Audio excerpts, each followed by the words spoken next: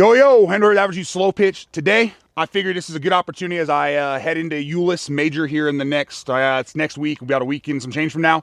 Figure we can do another video where we're kind of helping decide what I'm going to game, kind of what's in my bag. And so these are currently the 4 models that are in my bag right now. I've got 2 of the yellow MR1s. I've got this one Backwoods in there. I got 2 Camphors and currently 1 OGKP until it officially releases. But with this, I figure let's go ahead. We'll get basically just 5-ish good swings with each one. The goal is going to be, it might be a handful more than 5, maybe closer to 8. But 3 to 4, kind of more on a line, just to get kind of close to accurate comparison, and then to lift a few of them and just kind of see. And so with that being said, the yellow MR1 and the Backwoods, these are both the stiff handles. So the yellow's a UTH 43, Backwoods 47, both are 26 half-ounce end loads. And then over here, I've got a 27.5 Camphor and then a 26.5 on the OGKP. Tester-wise, this yellow MR1 is the one I've been gaming. Threw it on all these on the tester before we came out here. We're sitting right at about 245 on the MR1, 260 on the Backwoods. This actually has 0 swing so far. And then on the Camphor and the OGKP, they both have 260. So all these 3 are obviously kind of right spot on. This one's a little more game ready. Like I said, I've swung it, but we're going to keep the swings down to keep this from failing. On the Backwoods, again, these aren't meant to BP. That's why they have the Juno BP bat, but people want to see a review. So this will kind of be the review for this one as well. And then you've seen a review on the Camphor. By now you've seen a review on the OGKP if you've watched them all. So let's just go ahead, help me pick what I'm going to game and kind of let you see kind of how I decided as well by getting all my gamers out there and go from there. All right, we're going to start with the Axe Furies. So first up, Camphors, 27.5. As a reminder, 12.5-inch barrel, full ounce end load. One of my favorite axes to date, along with obviously OGKPs, and there's a reason these 4 are in my bag. And you'll see that updated on the website here very, very soon. I just need to get a little more free time. 108 miles per hour. Well, there's Camphor's bat. 111 miles per hour. Yeah, buddy, there it is. 106 miles per hour. Golly. I mean, it hasn't been long since I swung Camphors. I knew I liked it. But still, it's one of those bats, and all these really are, that every time I swing them, still get kind of stunned by how good all these things are. 114 miles per hour. Yes, sir. Couple more with Camphors, like we mentioned, and we will move on. 106 miles per hour. Uh-oh. Well, that ball got out in a hurry. That was, cut the crap out of that one, but it rolled out there and must have hit a rock and soared up and went like 4 rows deep in those cars. Thank goodness there are no windows. 113 miles per hour. Whew. All right, let's lift one with Camphors and let's move on. 98 miles per hour. Definitely didn't mean to lift that hard, but easily into the parking lot. Yep. Man, Joey Camphor got himself a fire stick. 100 miles per hour. Should never lift the ball that high, but the fact that was still 100 is insane. That high, got 100, and we went way into the parking lot. But there's Joey Camphor's axe. Regardless of how this test goes, this is not leaving my bag. I'll throw that right now. Now, OGKP's 12-inch barrel, 1.5 ounce end load, which for me I also really like, but that's also why I swing a 26.5 in this one. The 27.5 just feels a little bit too heavy. 113 miles per hour. Oh man, I love KP's bat. Dude's got a fire stick of a Ultra bat and an absolute rocket launcher of a senior bat. 106 miles per hour. Whew. I kept curving. 107 miles per hour. Oh, buddy. 108 miles per hour. 112 miles per hour. Oh my goodness. All right, well, let's lift 2 with KPs and move on. 112 miles per hour. Oh my goodness. 103 miles per hour. Not gonna lie, slight miss, but there's the axe. For me, Getting the ball elevated has always been easy. I don't know if it's just the axe handle. For me, I usually have to fight to keep it level. So to be able to miss the sweet spot 103 like that in nearly our parking lot is all I need to know about this bat. 111 miles per hour.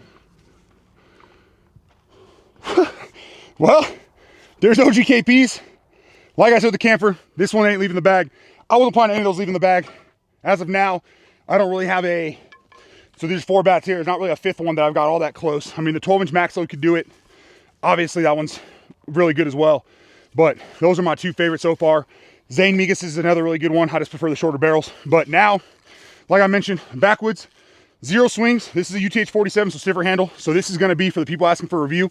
This is all we're going to do out of it. I just don't, one, there's not enough stock of these to put a bunch of swings and fail these. The Backwoods is my, again, one of my backup gamers if my yellow MR1 ends up failing. So these are swings, basically 0 to 10 for the 10 swings we're going to get with it. 106 miles per hour. It's a solid first swing out of the wrapper. 107 miles per hour. It has like a wood sound. It feels really good. Even for being UTH 47, to me, and this happened last year with the Backwoods, I do feel like it flexes a little bit more than even the 43. Almost similar to the BP bat, which I know is a 38. But it might just be the shorter barrel. Who knows? But yeah, the last one definitely wasn't sweet spot, and we still got a great velo. So 107 miles per hour. 112 miles per hour.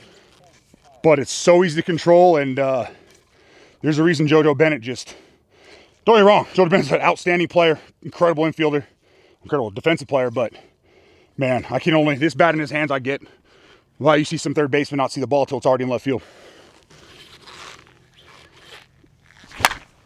106 miles per hour. I mean, I wouldn't even really call that lift, but that thing on a line restart parking lot, so.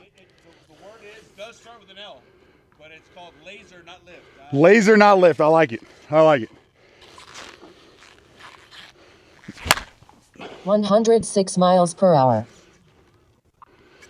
Well, there's your Backwoods for you. I will throw this on the test when I get a chance.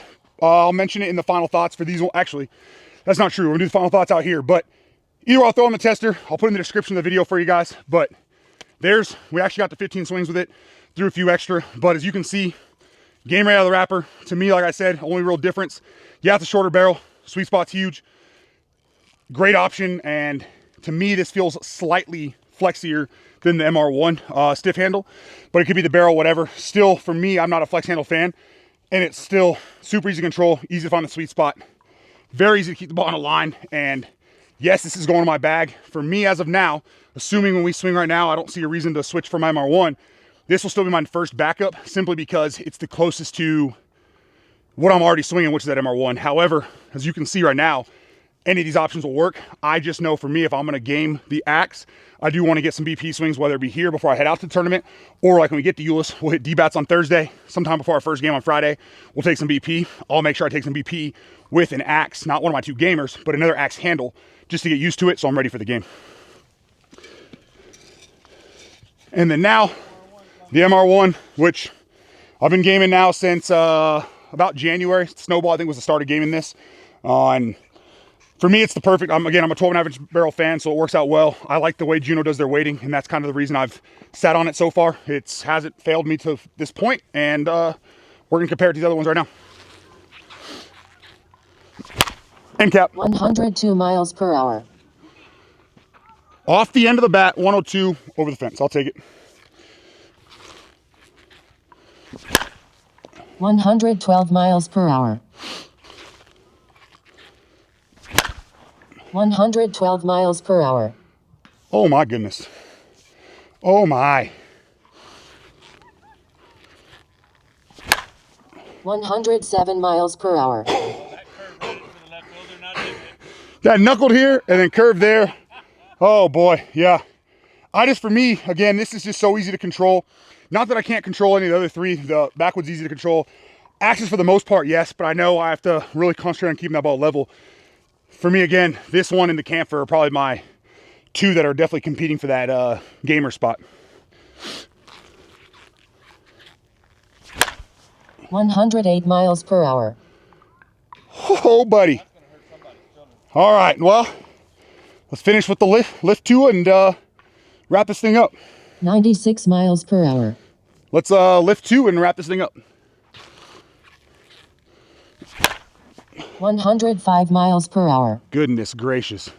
The movement on that ball is nuts. 106 miles per hour. Goodness gracious. Okay, well, that's going to wrap it up for the gamer kind of video here. Again, we had the Backwoods MR1, Joey Camper's Fury, OGKP. And I'll tell you, I mean, you saw the performance. You can't go wrong with any of these. And don't get me wrong, this isn't just saying these are the only 4 bats you should consider, I would consider, but for me, these are my favorites with the shorter barrels, the 12, 12 and a half, 12, 12 and a half. Obviously, we're seeing a trend there, but I could see myself gaming any of these. I'll tell you right now, if I was going to a home run derby, I'm swinging one of the 2 axes. I find it very easy to lift with the axe, which sometimes gets me into a little bit of trouble. However, like down in Vieira, bigger fields, great option, but I will be sticking with the MR1. One obviously matches the performance. For me, the forgiveness and the just overall consistency, I just haven't found a way to beat it just yet. Even with this one today, I mean, I swung it 4th in line with these. So that was 10, 20, 30, 40 to 50 basically consecutive swings. So a little tired there towards the end and still able to control it real well, keep it level, all that kind of stuff. But either way, I know some of these are harder to find. Obviously the Junos, they do a lot more limited drops for kind of QC type stuff. So if you've been looking for these, can't find them, seen some crazy prices online. If you want to pay them, more power to you.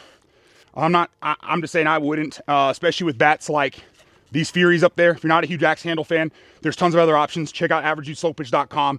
There's obviously ranking stuff like that on there. Reach out, I'll help you out the best I can. But for me, it's still gonna be the MR1. When this one breaks, whatnot, I have an extra, like I said, but if it ever runs out where I don't have these left, it'll be a very tough decision right now between these Furies and the Backwoods. So we'll kind of go from there. But either way, for everyone kind of asking, what are we gaming? Why am I gaming them? How do I decide? All that kind of stuff. Hopefully this kind of helped you. And stay tuned for more videos like this later in the year.